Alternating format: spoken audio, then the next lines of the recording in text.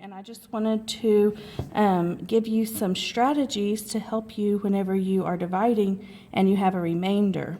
We're going to focus on 4 main strategies, and those strategies are ignore, add 1 to the answer. Sometimes the remainder will be your answer, or write the answer or the remainder as a fraction. So we're going to first look at when you're going to sometimes ignore the remainder and just kind of drop it off. So here's a word problem. A box of suckers are evenly divided between 6 kids. How many suckers will each kid receive? We are looking at our question, and we bracket our question just like we do on every other word problem. And we're looking for the number each kid will receive. So we need to put a question mark by that because that's what you're looking for. We know that we have a total of 38 suckers, so we're going to put a big T by that for total. And then we also know that we're going to divide between 6 kids. And if you do that division, you'll see it's right here, 38 divided by 6. And it ends up coming out, and I would give you time to work on that in class, but I'm going to go ahead and just show it to you right now. It comes out to be 6 suckers, remainder 2 suckers left.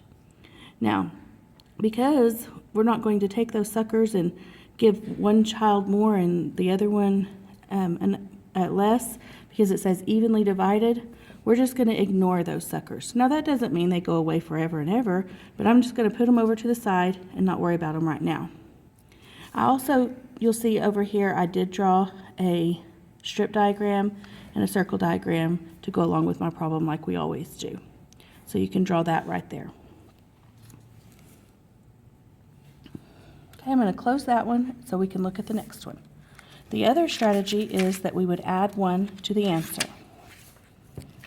This problem says there are 27 kids and each car holds 5 kids. How many cars will be needed? So this happens a lot whenever you're taking a group of kids somewhere and you only have so many cars and you've got to figure it out. So you'll see that I bracketed my question.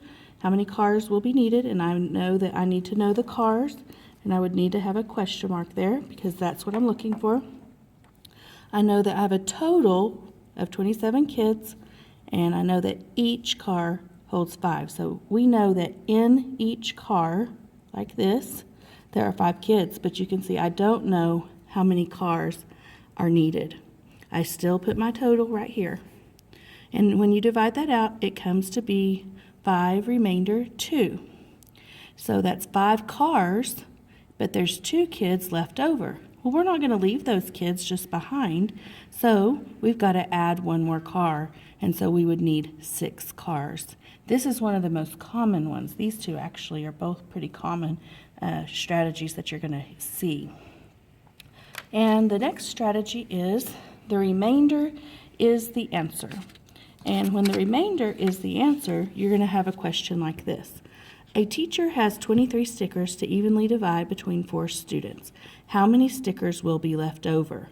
Now, it didn't ask you how many stickers each student gets, but you do have to figure that out.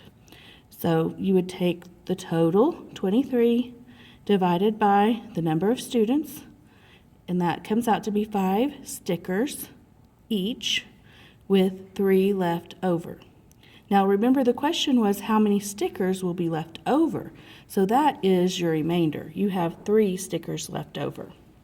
And again, you're still going to have a strip diagram and a circle diagram. Now those are the 3 main strategies that we use in 4th grade. This other one, write as a fraction, we're going to talk about that another day. So I'm just going to leave that flap closed and we'll come back to that when we get to fractions.